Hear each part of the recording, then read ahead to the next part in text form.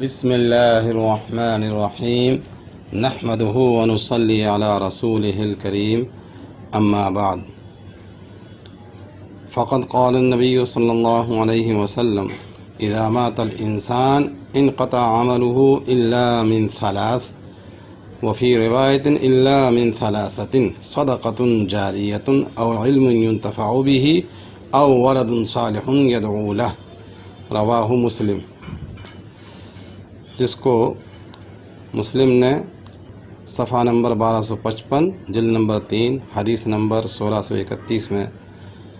مذکور ہے۔ اور اسی طریقے کی جو روایت ہے وہ ابن ماجہ نے بھی اس کو روایت کیا ہے، صفحہ نمبر 88 اور جلد نمبر 1 میں حدیث نمبر 242 کے اندر حضرت ابو ہریرہ رضی اللہ تعالیٰ عنہ سے مروی ہے۔ روایت کا نبی ہریرہ رضی اللہ تعالیٰ عنہ قال قال رسول اللہ صلی اللہ علیہ وسلم ان مما يلحق المؤمن عمله وحسناته بعد موته علما علمه ونشره وولدا صالحا تركه او مصحفا ورثه او مسجدا بناه او بيتا لابن السبيل بناه او نهرا اجراه او صدقة اخرجها من ماله في صحته وحياته تلحقه من بعد موته او کما قال علیہ الصلاۃ والسلام۔ محترم حضرات، میں نے جو ابھی آپ کے سامنے احادیث پڑھی ہیں، ان کے اندر یہ بات ذکر کی جا رہی ہے کہ انسان دنیا کے اندر جو کچھ عمل کرتا ہے وہ تو ٹھیک ہے، لیکن کچھ اعمال ایسے ہیں کہ جن کا ثواب اس کو مرنے کے بعد بھی ملتا رہتا ہے، گویا کہ وہ صدقات جاریہ کے درجے کے ہیں کہ ان کا جو ثواب ہے وہ مسلسل جاری رہتا ہے۔ اگر وہ ان کاموں کو انجام دے دیتا ہے، زندگی کے اندر بھی اس کو ثواب مل رہا ہے اور زندگی کے بعد، مرنے کے بعد بھی اس کو گویا کہ ثواب اس کو ملتا رہتا ہے جب تک وہ عمل جو ہے ہوتا رہتا ہے۔ چنانچہ حدیث پاک میں جو پہلے مسلم کی جو روایت تھی، جس کو میں نے ابھی ذکر کیا تھا، کہ جس کو مسلم نے صفحہ نمبر 1255 جلد نمبر 3 اور حدیث نمبر 1631 میں جو ذکر فرمایا ہے کہ جب انسان مر جاتا ہے تو اس کا عمل منقطع ہو جاتا ہے سوائے 3 چیزوں کے، اور وہ کیا ہے کہ صدقہ جاریہ ہے، یا ایسا علم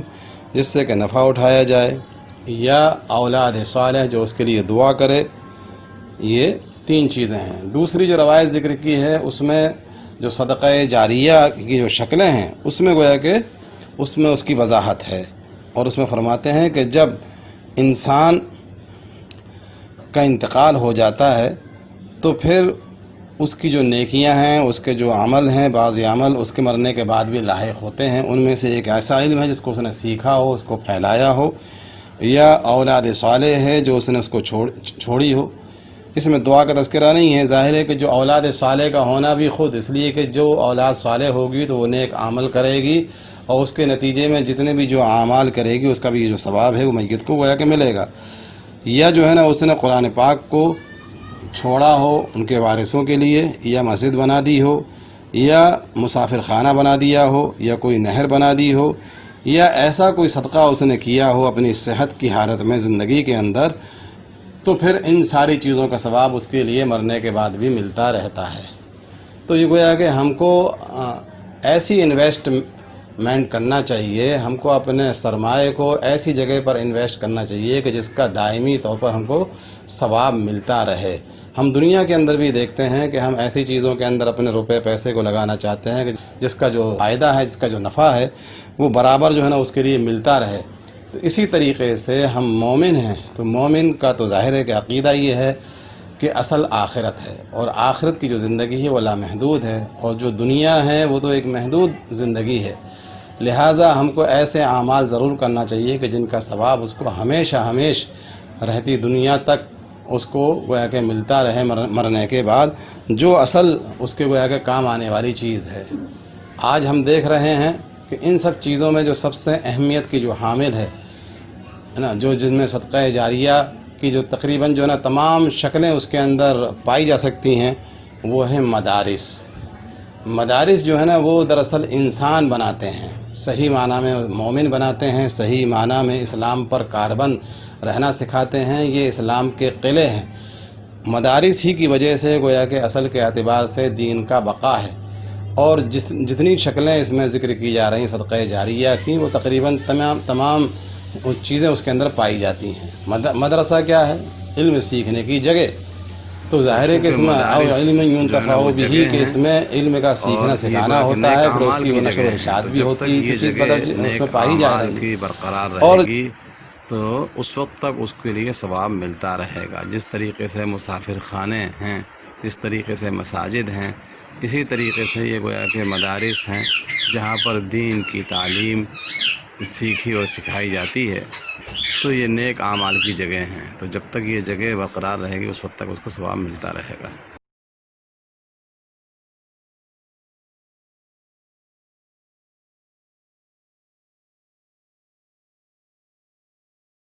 تو وہ ایسی جگہ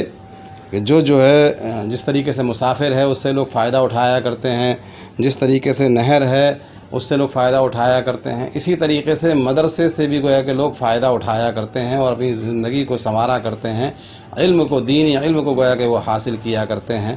تو اس لحاظ سے اور مسجدوں کے مدرسوں کی جو عمارتیں ہوتی ہیں وہ بھی اسی درجے کے اندر گویا کہ ہو جائیں گی کہ جب تک وہ مدرسے کی جو عمارت ہے اور وہاں جب تک جو ہے نا یہ عمل ہوتا رہے گا، قال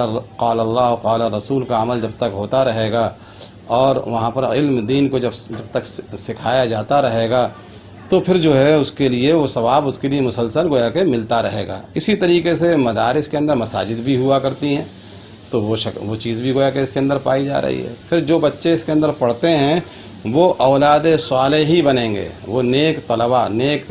طالب علم ہوتے ہیں، آگے چل کر جو ہے نا وہ عمل صالح کریں گے۔ تو جو لوگ بھی اپنے بچوں کو وہاں داخلہ کرائیں گے تو اس کے ذریعے سے اولاد صالح گویا کہ تیار ہوتی ہے۔ تو اس طریقے سے جو ہے نا وہ اپنے والدین کے لیے ثواب کا گویا کہ ذریعہ بنا کرتے ہیں۔ تو آج کل جو ہے نا مدارس اشد ضرورت مدارس کے لیے ہے کہ ان کی جو ہے نا مدد کی جائے۔ خاص طور سے ہم اس بات کو کہیں گے کہ امسال حج اور عمرہ وہ تقریباً جو ہے نا موقوف ہو گیا ہے، صرف وہاں کے جو مقیم حضرات تھے انہی کے لیے ان کے لیے اجازت تھی، ان میں سے بھی صرف بعض لوگوں کے لیے اجازت ملی ہے۔ تو اب جو باقی لوگوں کے جو حج کینسل ہوئے ہیں تو ان میں ایسے لوگ کہ جن پر حج اور عمرہ واجب نہیں تھا، وہ صرف نفل عمرہ کر رہے تھے، تو ان کو یہ چاہیے کہ وہ اپنی جو رقم ہے اس کو ان مدارس کی امداد کے اندر جو ہے نا ان کو لگانا چاہیے، تاکہ یہ جو مدارس ہیں وہ سرسبز و شاداب رہیں، ان کے لیے کسی قسم کی کوئی پریشانی لاحق نہ ہو، ایسا نہ ہو کہ وہ بند ہونے کے دہانے پر پہنچ جائیں۔ تو ان کی مدد کرنا ہمارے لیے وہ ہے کہ ضروری ہے۔ اس کے علاوہ ابھی جو سیزن چل رہا ہے، ابھی جو موقع چل رہا ہے وہ ہے قربانی کا۔ تو قربانی میں ظاہر ہے کہ واجب قربانی کا تو کوئی بدل نہیں ہے، تو آپ کو واجب جس پر واجب ہے تو اس کو وہ قربانی ہی ادا کرنا ہے، وہاں پر صدقے کا حکم نہیں دیا جائے گا۔ لیکن جن حضرات پر قربانی واجب نہیں ہے، یا جو حضرات ایک قربانی سے زائد قربانی کو کیا کرتے تھے جو نفل کے درجے میں ہوتی تھی، ہے نا، تو ان کو یہ چاہیے کہ وہ بھی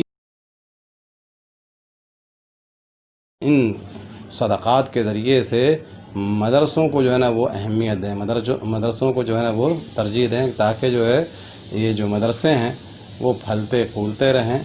اور جیسا کہ میں نے بتلایا کہ اس کے اندر جب تک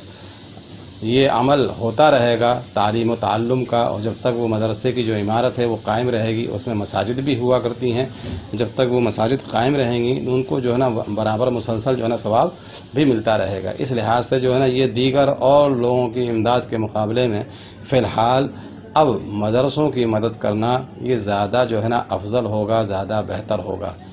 میں امید کرتا ہوں کہ آپ حضرات مدرسوں کو فراموش گویا کہ نہیں کریں گے۔ واللہ اعلم بالصواب۔